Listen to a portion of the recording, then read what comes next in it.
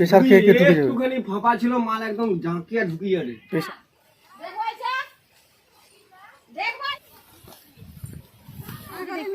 হ্যাঁ করবে। বর্ষা বাড়ার সাথে সাথে পাল্লা দিয়ে বাড়ছে সাপের উপদ্রব, আর সেই সাপ বাঁচাতে আমি অরূপ।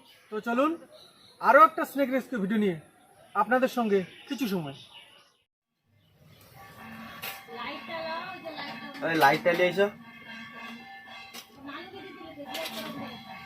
কোদাল দিয়ে খুলো, লাইটটা নিয়ে। ঠিক যাচ্ছে তো, আচ্ছা অসুবিধা নেই।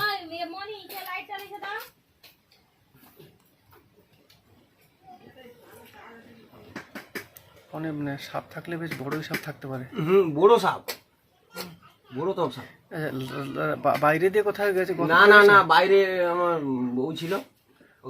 বাইরের মুখটা তো বাইরে আছে নিশ্চয়ই। বাইরে মুখ আছে কিন্তু বাড়াইনি, আমি জাল দিয়ে রাখছি।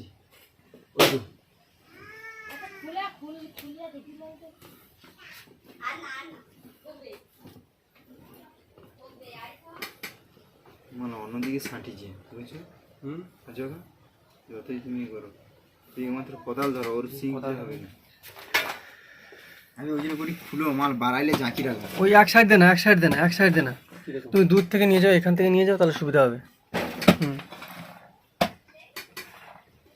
ও আছে ভিতরে গর্ত আছে। হ্যাঁ অবশ্যই গর্ত আছে, নাহলে যাবে কোথায়? এই দেখো গর্ত, দেখলে ভিতরে চলে এসছে গর্ত। বাবা গর্ত তো পুরো ঝাঁঝরা এদিকে গো।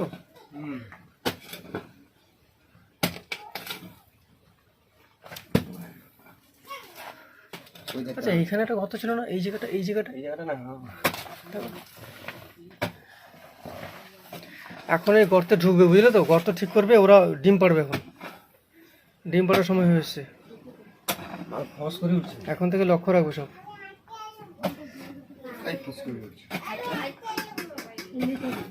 এখন থেকে ওরা এইসব ঠিক করে রাখবো সব। ওই ধারটা খুলো, হ্যাঁ ওই গর্তের সেদার না, হ্যাঁ ওই ওই খুলো। মানে এরকম ভাবে থাকলে তো মানে ঘরে থাকাও মুশকিল, আতঙ্ক কাজ করবে না?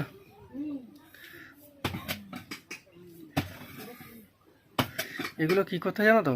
চুপ করে বসে থাকতে, খুঁড়তে হবে না। তুমি খুঁড়েছো, যেদিকে হোক সরেছে মালটা।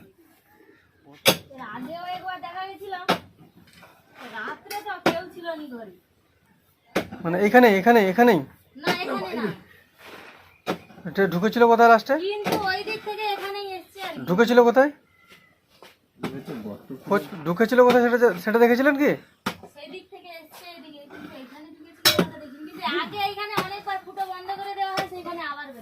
না, ইন্দুরের গর্ত আছে, ঝাঁঝরা হয়ে আছে কিন্তু গোটাটা।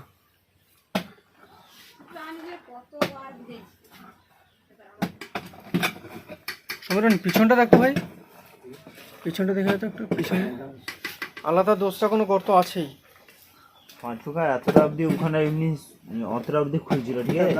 তারপরে সিট দিয়ে দেয় না, শুধু সাইডটাই, মানে সাইডটা করছি। ওইটাই তো ভুল হয়েছে। ওই তো ওই সাইডে হয়তো ছিল, কোনো জায়গায় সেকেন্ড গর্ত পেয়েছে, সেই গর্ত থেকে সোর্স নিয়ে ঢুকে গেছে।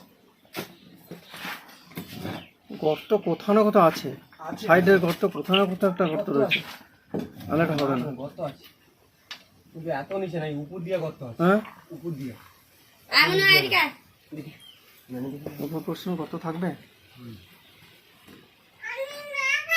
আমরা ওই যতটা খুলতো, একটু একটু করে খুলতে হতো, গর্তগুলোকে খেয়াল করতে হতো।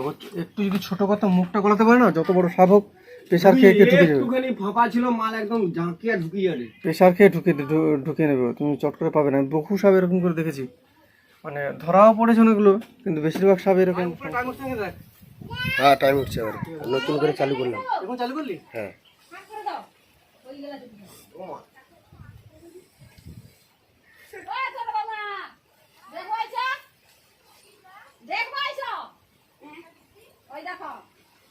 মাল বিশাল মাল।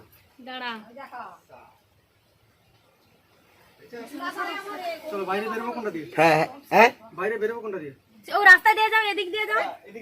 ও আমি কি বলি, ওইখানটা একটা ওই জালটাকে একটু খুলে দাও, নামবে। কোন দিক দিয়ে যাবো? কোন দিক দিয়ে যাবো? পিছনে যাচ্ছে। ঠিক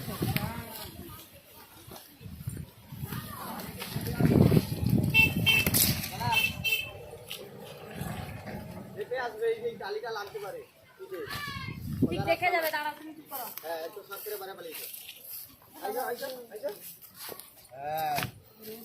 আমারে মা গড়ে না একটুখানি সাপটা আমি দেখছি। একটুখানি করবা গেলি ও রান্নাঘরে যেল কাকিমা। হ্যাঁ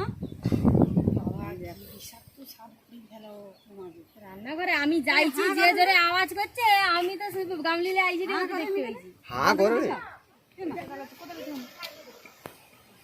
স্বপন প্রামাণিক, স্বপন প্রামাণিক বাড়ি এটা। আর এটা কোন জায়গা? বিজয়বাটি তো? হ্যাঁ বিজয় পশ্চিম বিজয়বাটি। ও সকালবেলা আমার পাড়া থেকে একটা ছেলে আমাকে কল করেছিল, তার ডাকেই মূলত এখানে আসা। এটা একটা কেউটে সাপ রয়েছে, আর একটু প্রতিবন্ধী সাপটা রয়েছে, মানে ফোনাটা মেলতে পারছে না, সমস্যা রয়েছে কিছু একটা। তবে এক্ষুনি সমস্যাটা হয়নি, সমস্যাটা এর সম্ভবত জন্মগত। আর সাপ কেউ মারবেন না, সাপ দেখলে আমাদেরকে ডাকুন, ফরেস্টকে ডাকুন, কারণ এদেরকে বাঁচানোর প্রয়োজন রয়েছে। এদের বীজ থেকেই খুব জীবনদায়ী ঔষধ তৈরি হয়, যেগুলো মানুষের জীবনে প্রতিনিয়ত কাজে আসে।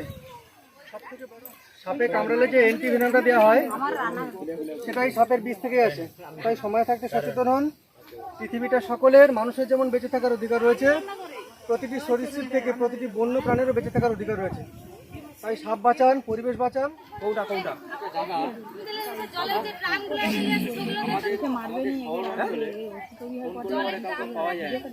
জলের যে ড্রামগুলো ওগুলো হবে। তা এত বড় সাপে কি ও সব করছি রে। এই সাপটার কিন্তু ফোনাটা একটু অন্যরকম। উপরের দিকে দেখুন একটা হালকা একটা রিব রয়েছে, আর নিচের দিকটায় যে চক্র বলেন সেই চক্রটা রয়েছে। হ্যাঁ হ্যাঁ হ্যাঁ বাবা, এ তো অসুবিধা আছে। এমনি কৌটো নেই, এমনি ডিবা নেই, বড় মুখ দরকার। 1 কেজি গুলকন্ডি কৌটো হলে হবে।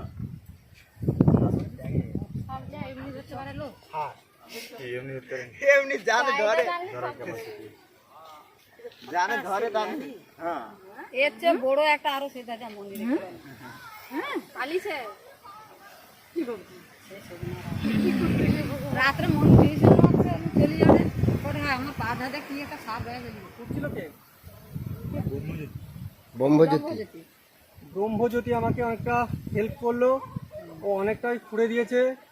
সঙ্গে সমীরণ রয়েছে, এরা না থাকলে হয়তো আমি স্নেকটাকে উদ্ধার করতে পারতাম না। ধন্যবাদ সবাইকে, কারণ সকলের প্রচেষ্টায় কিন্তু এই সাপগুলোকে বাঁচাতে হয়। কারণ যারা ধরে বা যারা দেখে তারা যদি না ডাকে তাহলে কখনোই আমরা সাপগুলোকে বাঁচাতে পারবো না। তাই সবাইকেই ধন্যবাদ। সাপটা একটু বিকলাঙ্গ রয়েছে, ফোনাটা দেখছেন, ফোনাটা একটু একদিক থেকে মোড়ানো রয়েছে। তার কারণ এটা জন্মগত কোনো প্রবলেম ছিল বা বয়সের সময়ও কোনো কিছুতে আঘাত লেগে এটা হতে পারে, তবে এখন আঘাত লাগেনি। কোনো শব্দ নেই তো, কিন্তু বৌমা আমার ঘরে ঢুকিয়ে রান্না করে।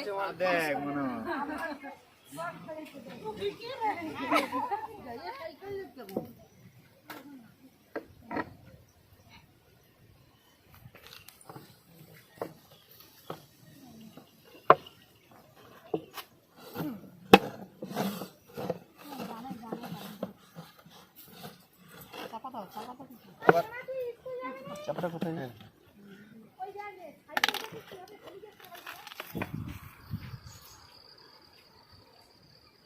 আমরা বকখালি ফরেস্টেই রয়েছি, তো চলুন স্নেকটাকে রিলিজ করে দেওয়া যাক।